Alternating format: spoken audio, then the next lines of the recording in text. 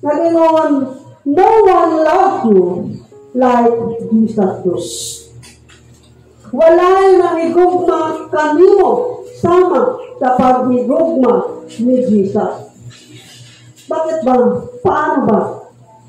Sa mabaw kang sarili, sa na-experienceahan manimo or sa wala pa, ang gugma sa imong higala dunay pinutuban. Ang pagpalangga sa imong silingan, mausap. Sa imong partner, sa imong uyab, sa uban magdepende sa inyong sitwasyon, magdepende sa imong kagwapo, magdepende sa inyong kahintang sa kinabuhi. But, ang gugma sa Diyos, walay kondisyon. Unconditional. So, ang atong text, mga John, makita nato sa John chapter 15, verse 12 down to 15. So, ang atong dibasa kaganina sa verse 13, pero ang atong text is makita nato sa John 15, verse 12 down to 15. Nagiyan ang tulong sa Diyos, my command is this: love each other as I have loved you. Greater love has no one than this, to lay down one's life for his friends. I no longer call you servants, because servant doesn't know his master's business. I call you friends, for everything that I have learned from my Father, I have made known to you. Isn't it amazing? Di ba, ay kung natay bakong nagmamak nga, like, nung ilado nga tao, kumukha pagkaitan, no? Parang doon ay tao nga ni-approach sa atoa nga gustong makauban ta, makamahimong higala, pagkaitan. Labi na kung parang dili parehas sa ato ang level, or mas taas pa sa ato ang level. So how much more kung si Jesus mismo ang gusto mo add of friendship sa atoa, mo friend request sa atoa. No? Sa ato ang social media, di ba, makuha kahit na kinsa man yung nag-add sa akoa, kinsa man yung nag-follow sa akoa. So how much more if Jesus is sending a friend request to us? No? Kaya yun nga, I no longer call you servants. Dili na ulipon ang iyang pagtanaw sa atoa o pagtratar sa atoa, kung dili higala. Kaya ang ulipon wala masayod kung unsa ang buhat sa iyang agalon. I call you friend, for everything I have learned from my Father, I have made known to you. So, there is a special relationship na gusto i-offer, bihatag sa Ginoo sa atoa. Even from the very beginning.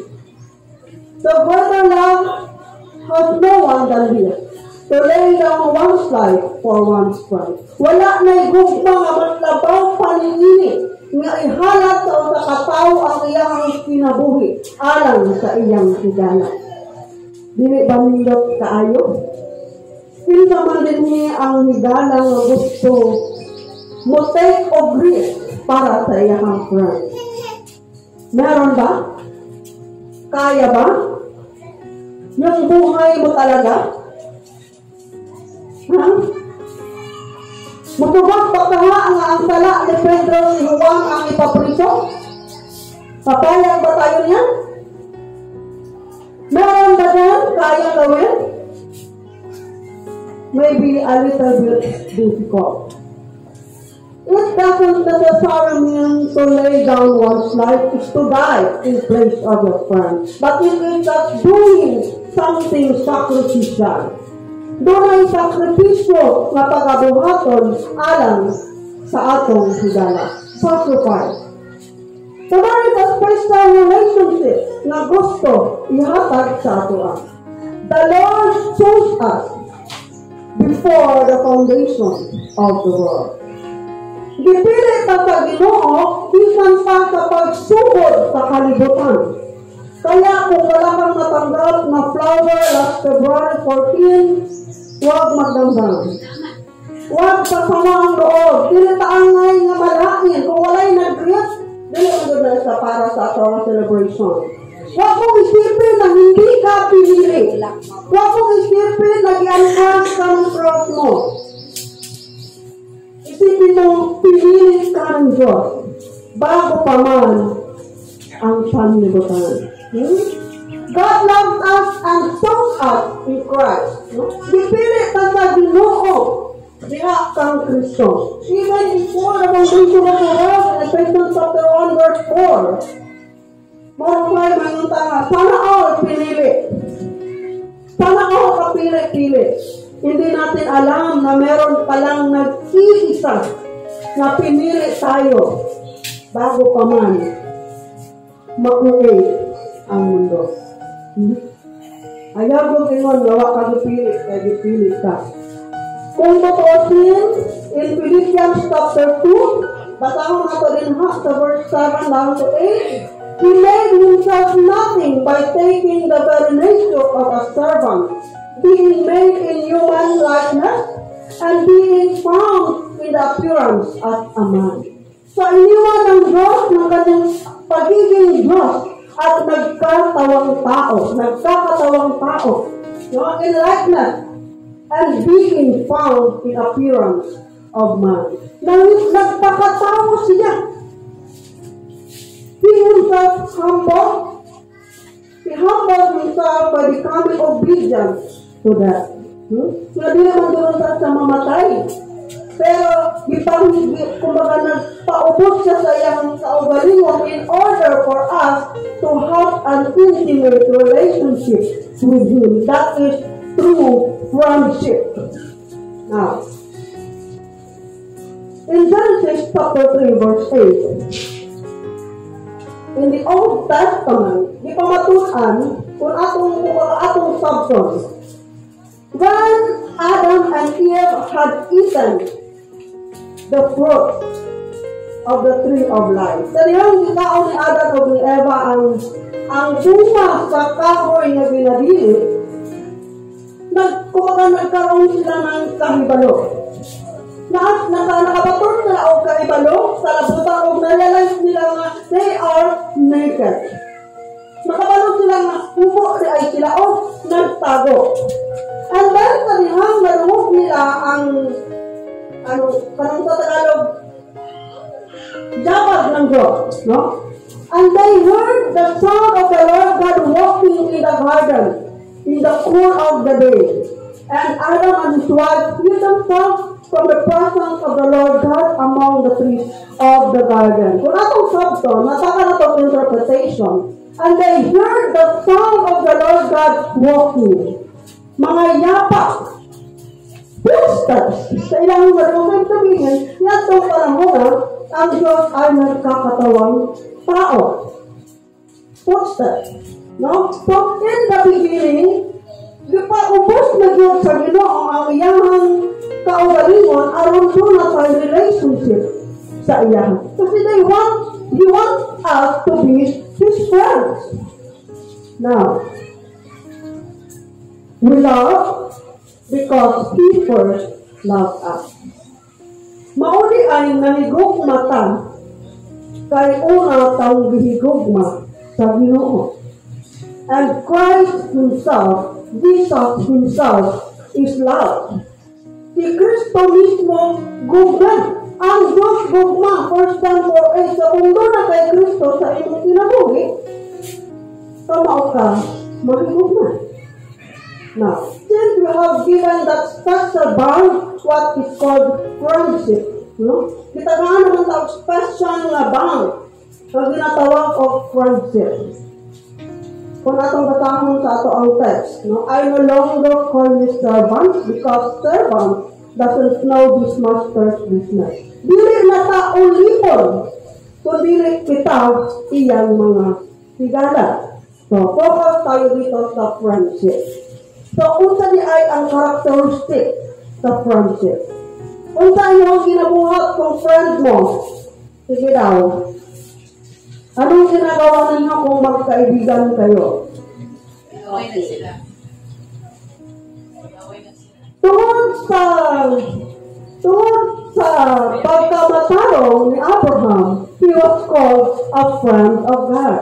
No? Si Abraham gitawag siya nga higala sa Dios tungod sa iyang pagkamataro. So, in friendship, there is a strong connection. Anong ibig sabihin ng strong connection? Katulad ng internet or Wi-Fi, makaka-access ka anytime. Makaka-access ka anytime. You can talk, you can cry, you can invite, or whatever it is na gusto mo na maka-access ka sa iyaha. That is one benefit of having friendship with God. Doon na kay strong connection sa iya. Kung magalakas ka sa iyaha. Even in the Philippines, kung ma-apply ka o trabaho, kung wala kay friendship, strong connection, dili ka basta-basta ma-hire. Sa ayuda, kung wala kay strong connection, dili ka basta-basta malistan. Noon na. So therefore, mas maganda kung meron tayong strong connection. Hindi lang dito sa mundo, kundi sa ating Diyos.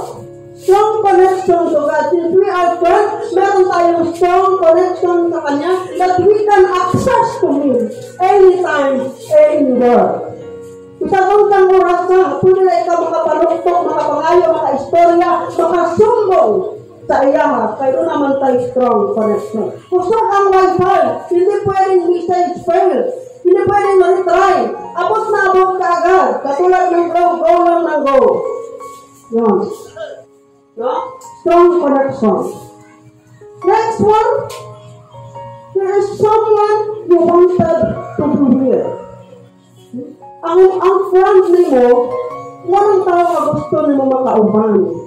Unang-unang kauban mo magkape, maglaag, mag-chismis, marites, kasi friend kayo. Kung sa mandalibi ang gusto niyang kauban niyang kaaway.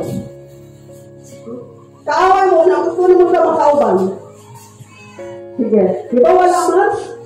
Muli kayo pamangganit. Muli kayo pamangganit na diba? Kung makusan pag magkatukatanay mo liko. So, friend is someone you wanted to be with. Gusto mong makasama. Gusto mo siyang makauban. And that is in the form of fellowship. Like din sa simbahan, makitaan mo ang mga kaubanan. That is an example of being with your friends. Next one, someone to talk to. Ka-istorya. Gusto mo ka-istorya. Look at the picture. Pasangay, parang batang we are so fed up of life's burden. Puno na tayo taba sa mga burden sa ato ang sinabuhi. Gusto tao ka-istorya. Gusto tao o kanang kasyaran, kalipay man kasakit, or natay gusto rin akong friend ko na itong pangitaon. No? In times of problem, pangitaon ko na itong atong higala. No? Pero gusto tang makik-istorya. Kung ikaw lang ang mag-istorya, you wanted someone to listen. Na ikaw ang gusto is just to open up. That is friendship. Yung anak kalindot kung nakatay relationship sa Diyos na we are His friends. Yan ang gusto ng Diyos na mangyayari. Yan ang gusto ng Diyos na relationship natin. Kaya diba, pumato ka sa imong trabaho, nagpatawag ka sa imong boss, pwede mo gano'n namang doko-doko. Doko-doko kayo sa kay sala na ko aning nga nung ipatawag ko ni boss. But, in Christ, He want us to be His friend. Kaya gusto niya nga ato ang laban is friendship. Anong dili tama-tama? Dili tama ilang sa ilang.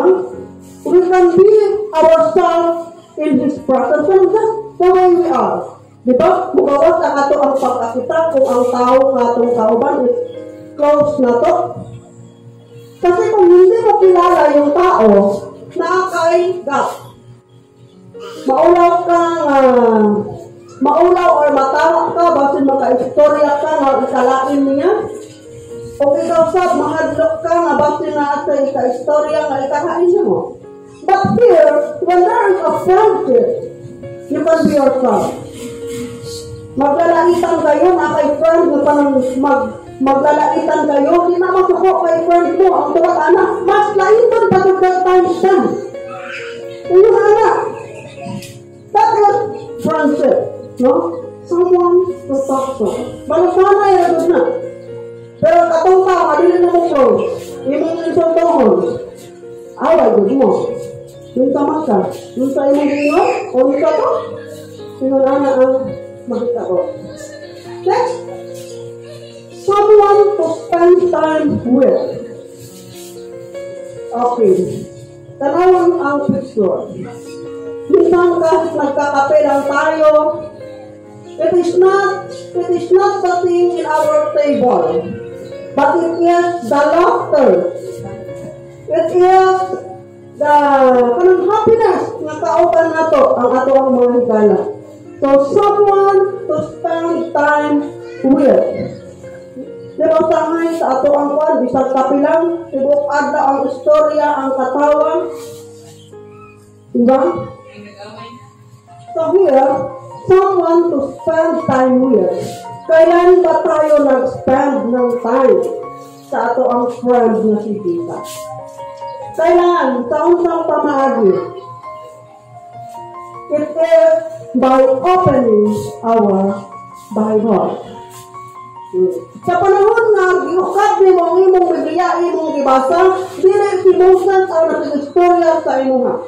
Dili si Matthew, dili si Luke, dili si John, dili si Jeremiah, but it is the Lord who is talking to you.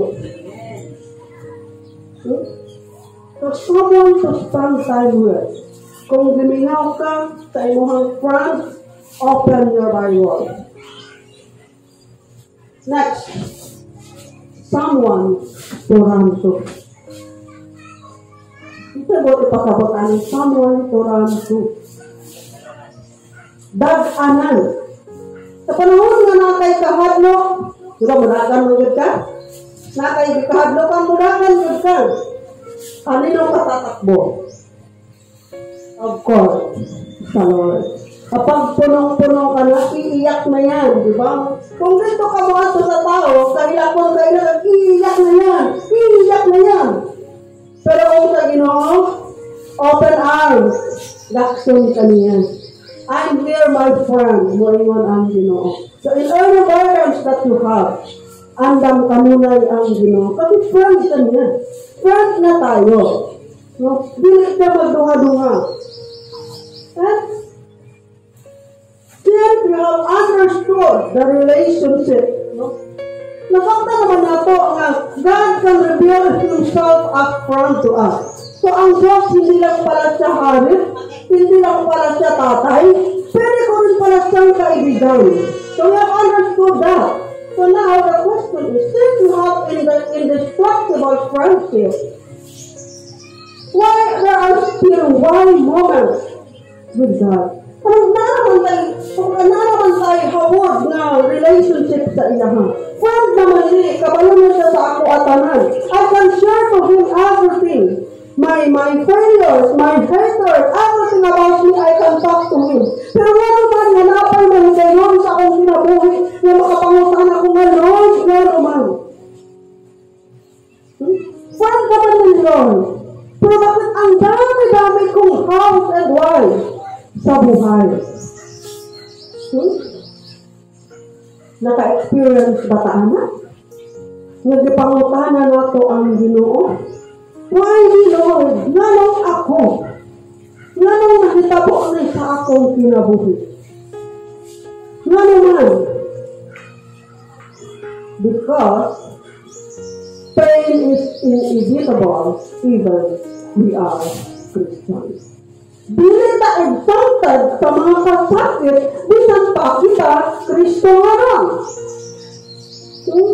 Because kinahanglan nato na makaambit sa suffering ni Kristo in Romans 8:17. We have to share that suffering na iyang naagian. So the pain that you've been feeling can compare to the joy that's coming. Kung bakit tayo nasasaktan, kung bakit tayo umiiyak, kung bakit tayo napipayo, meron dahilan. It is always God is in control. No? Yung sakit na ating nararamdaman, hindi na siya ikatandi sa kalipay na umaabot. Kung masaktan na gabi mo, I have my friend at my back. There is someone special beside me. Kung asa I can talk to, I can spend time with, I can run to, and I just walk on the house. Huwag kang mag-alala. Meron kang kasumbungan. Meron kang friend who is always understanding. No? Panunay siyang masinabuto. Okay. For all things work together for the good to them that love God, to them who are called according to His purpose. So, sandali lang, balikan natin yung bakit marami tayong lahat. Parang, nakalimutan ba ka? Nakalimutan ba ka na there is one time in your life that nakipagsundo ka sa Diyos? You are making a deal with the Lord. Nga Lord, musimba ko. Buhaton na ko ang tanan. I-preserve lang niya sa ako ihatag sa ako ang trabaho. Ihatag ng tawhana sa ako, Lord. I will do everything that please you. Ihatag sa ako ang si Maria, Lord. Gusto ka na ako sa Lord. Please. Kung ka nakipagsundo ka sa Diyos. Musimba ko sa inyo, Lord. Ibalik ang akong relasyon. Pero ang sa'yo may kabot, kabaliktaran. Kabaliktaran ang nangyari. Katong trabaho nga imong i-pray, wala nila makuha. Katong si Maria o si Mario nga imong i-pray, di ka saan sa lain. Yung relationship na pinipray mo na lang, sana ito na, nalalaman mo, side-chick ka lang pala. Diba? Wala yung naingon nga, pain is inevitable. Sigurd galing ka yan. No? The pain that you've been feeling can compare to the pain that's coming because ang tanong ko taong nabitabo alang sa kaayuhan sa mga tao na nahigugma sa Diyos. Kasi friend ka ng Lord. Friend ka ng Diyos. O wala higalang na gusto na makahamak ka.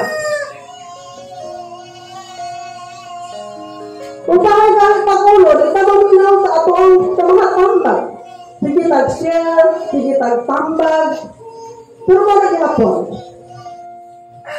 So, kailangan pag-yun na deeper ang sakit. Kailangan pag-yun na deeper ang frustration in order for us to understand. No?